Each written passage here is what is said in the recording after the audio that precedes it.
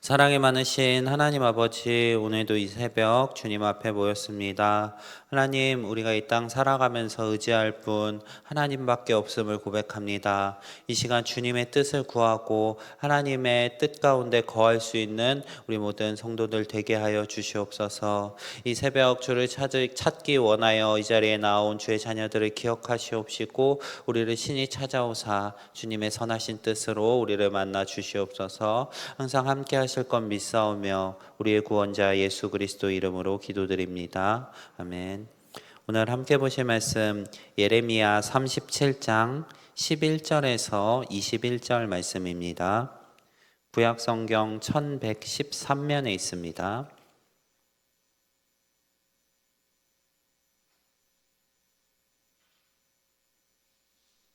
예레미야 37장 11절에서 21절 말씀입니다.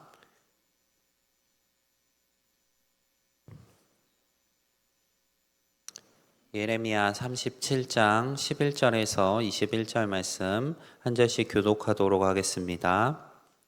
갈대아인의 군대가 바로의 군대를 두려워하여 예루살렘에서 떠나매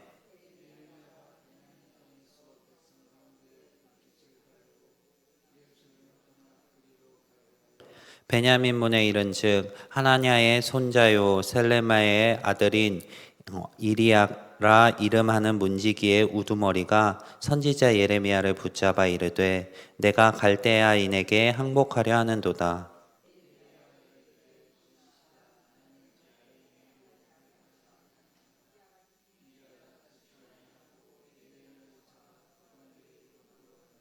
고관들이 노여워하여 예레미야를 때려서 서기관 요나단의 집에 가두었으니 이는 그들이 이 집을 옥으로 삼았음이더라.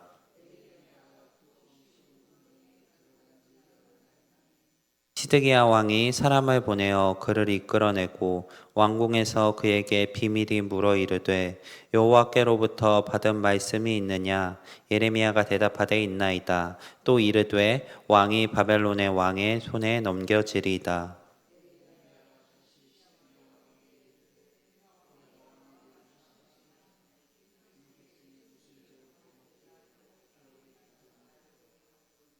바벨론의 왕이 와서 왕과 이 땅을 치지 아니하리라고 예언한 왕의 선지자들이 이제 어디 있나이까?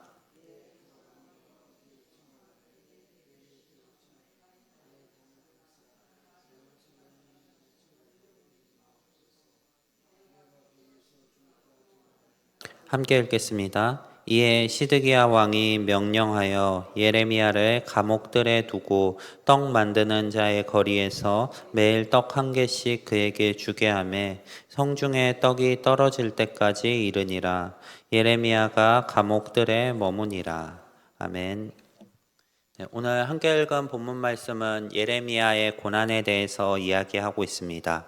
예레미야는 앞서 바벨론이 쳐들어올 것을 예언하였습니다. 그리고 예레미야의 예언이 성취되는 것을 모든 유다의 백성들이 직면하게 되었습니다.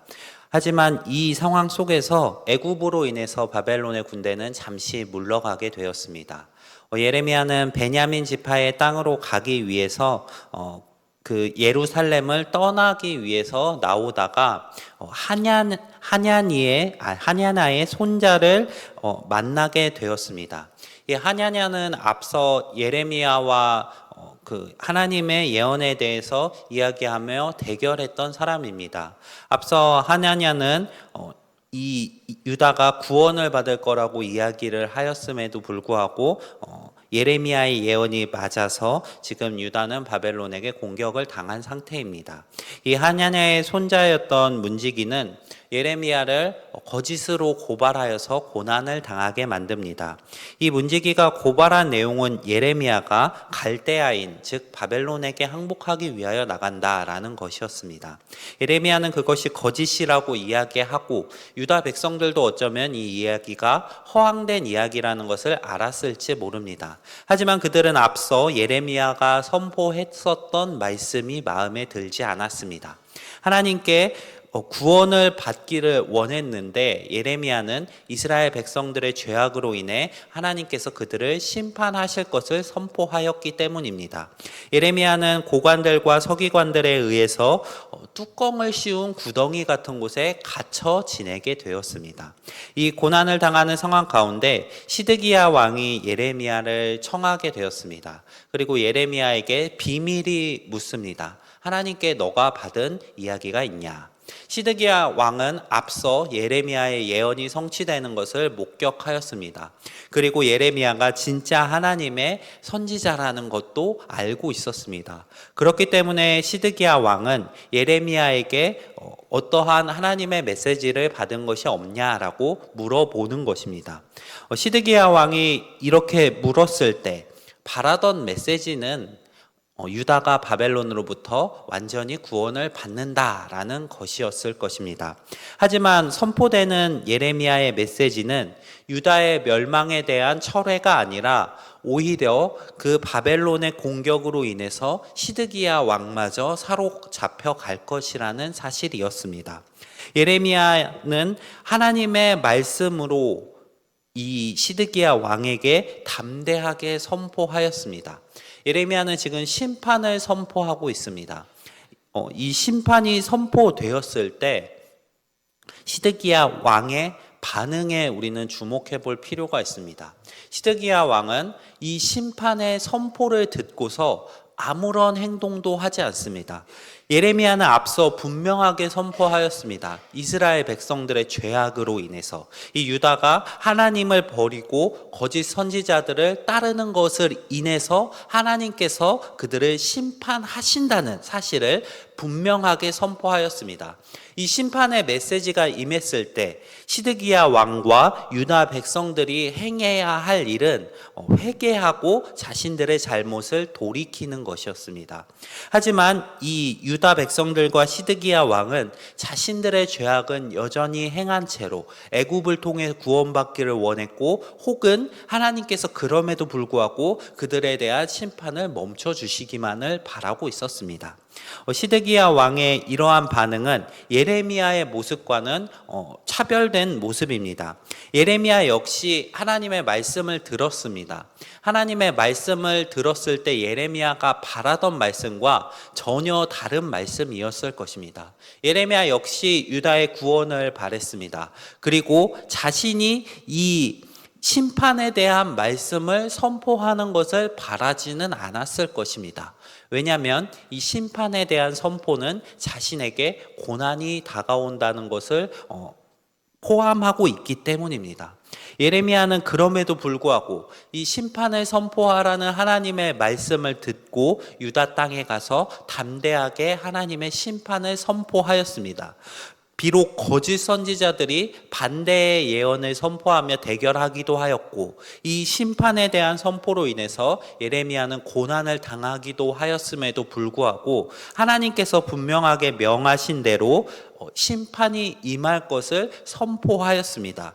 예레미야는 하나님의 말씀에 순종하면서 고난을 직면하는 모습을 보여주고 있습니다. 시드기야 왕과 예레미야의 차이를 기억하기 원합니다. 시드기야 왕은 자신이 바라지 않는 메시지가 임했을 때 여전히 죄악 가운데 거하며 그 하나님의 메시지가 틀리기만을 바라고 있습니다. 예레미야는 하나님의 받아들일 수 없는 자신이 고난을 당할 것을 포함하는 그 메시지를 들었을 때 그 말씀에 순종하며 나아가 고난을 직면하고 하나님의 뜻 가운데 거하는 것을 선택하였습니다. 예수님께서 복음서에서 말씀을 가르치기 시작하며 고난당하는 의인에 대하여 가르치십니다. 하나님의 뜻대로 살아가는 의인임에도 불구하고 이 땅 가운데서 고난을 당할 것을 가르치시며 몸소 의롭게 살아가시면서 고난을 당하는 자리로 나아가셨습니다. 그것이 하나님의 놀라운 계획 안에서 그 예수 그리스도를 통해 모든 인류를 구원하기 위한 계획이라는 것을 알고 계셨기 때문입니다. 그리고 예수님은 고난을 당하시고 죽음까지 감당하셨습니다. 또한 마지막에 제자들에게 이렇게 가르치십니다. 세상 가운데서 믿음을 잃지 말고 너희에게 환난이 올지라도 끝까지 믿음을 지키고 견디어라. 우리가 행할 바 역시 마찬가지입니다. 시드기야처럼 생각하시는 우리 성도님이 되시지 않기를 바랍니다. 시드기야는 하나님의 선포를 분명하게 들었고 그 예레미야가 하나님의 선지자이며 예레미야의 입술을 통하여서 전파되는 그 말씀이 하나님의 말씀이라는 것을 알았음에도 불구하고 그것을 듣기만 했을 뿐 받아들이고 변화되지 않았습니다. 반면에 예레미야는 하나님의 말씀을 듣고 그 말씀이 자기를 고난으로 이끄는 것을 알면서도 순종하며 그 길을 나아갔습니다. 우리 성도님들은 오늘 이 새벽 하나님께 어떻게 기도하실 건가요? 그리고 하나님의 응답이 임했을 때 우리의 반응은 어떠해야 할까요? 우리가 하나님께 기도하는 것마다 하나님께서 응답하시고 이루어 주시기를 소망합니다. 하지만 때때로는 우리의 생각과 다른 길로 우리를 인도하실 수도 있습니다. 그러한 상황을 직면했을 때 시드기야처럼 그것을 거부하고 받아들이지 않는 모습이 아니라 예레미야처럼 그것이 내 삶의 고난일지라도 그것을 받아들이며 이 땅 가운데서 하나님의 뜻이 이루어지기를 소망하며 살아가시는 분들이 되시기를 소망합니다. 그러한 모습이 바로 이 성경 가운데 기록된 하나님의 사람들의 모습이며 하나님의 성도들이 마땅히 걸어가야 할 올바른 길이기 때문입니다. 우리의 삶을 통해서 하나님의 뜻이 이루어진다는 것을 기억하시며 그 뜻 가운데 순종하시는 분들이 되시기를 소망합니다. 우리가 그렇게 살아갔을 때 지금 당장은 고난이고 어려움일지라도 하나님께서 마지막 날에 우리를 칭찬하시고 우리에게 상급으로 갚으실 것이라는 것을 기억하시면서 이 땅 가운데서 하나님의 뜻을 구하시고 그 뜻에 순종하며 걸어가시는 우리 성도님들이 되시기를 소망합니다. 네, 오늘 말씀 기억하면서 우리 함께 기도하며 나아가겠습니다. 두 가정 위해서 함께 기도하겠습니다. 먼저 남소연 청년 가정, 하나님의 사랑을 더욱 풍성히 누리는 한 해가 될 수 있기를, 또 나에게 가장 가까운 존재가 하나님이 될 수 있기를, 하나님의 마음으로 깊이 생각하는 사람이 될 수 있도록 우리 남소연 청년을 위해서 기도해 주시기 바랍니다. 또 권윤미 권사님 가정, 권사님과 자녀들이 말씀과 기도로 주님께 가까이 하며 예수님을 닮아가는 삶이 될 수 있도록 기도해 주시기 바랍니다.